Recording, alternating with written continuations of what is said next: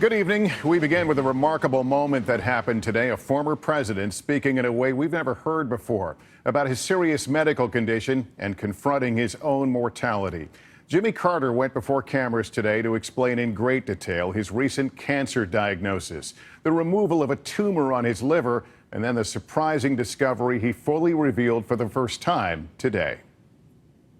First, I felt that it was confined to my liver, and that the operation had completely removed it, so I had quite relieved. And then that same afternoon, we had an MRI of my head and neck, and it showed up that it was already in 4 places in my brain. So I would say that night and the next day, until I came back up to Emory, I just thought I had a few weeks left. But I was surprisingly at ease.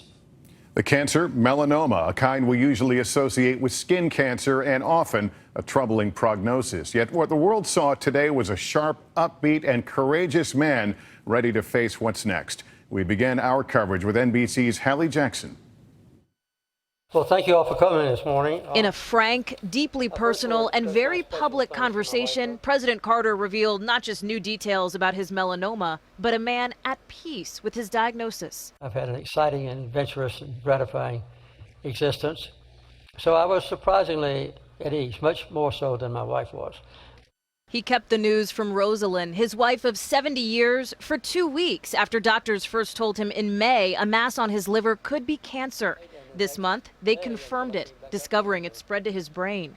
News that's prompting messages from presidents and from folks in his hometown.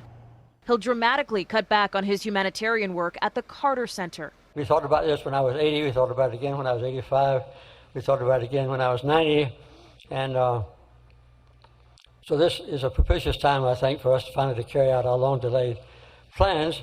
President Carter's grandson, Jason, who will take over the foundation, learned of his grandfather's cancer when he called a family meeting. His almost immediate next comment was, and I really think I need to let the public know. I've been as honest and as open as I can be with the public for my whole life, and I want that to continue. And that's a real important part of who he is. A level of detail unprecedented in presidential history. I think what today showed is what we should remember about Jimmy Carter, that he was a good and decent man.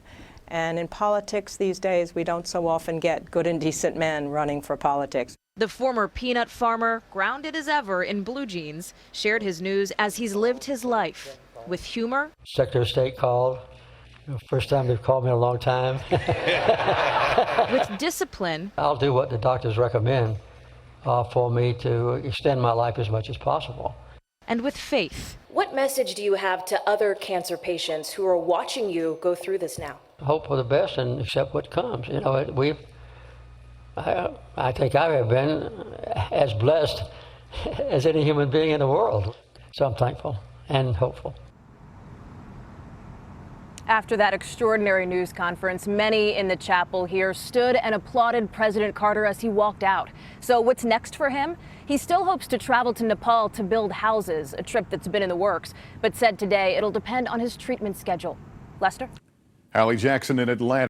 Hey, NBC News fans, thanks for checking out our YouTube channel. Subscribe by clicking on that button down here, and then click on any of the videos over here to watch the latest interviews, show highlights, and digital exclusives.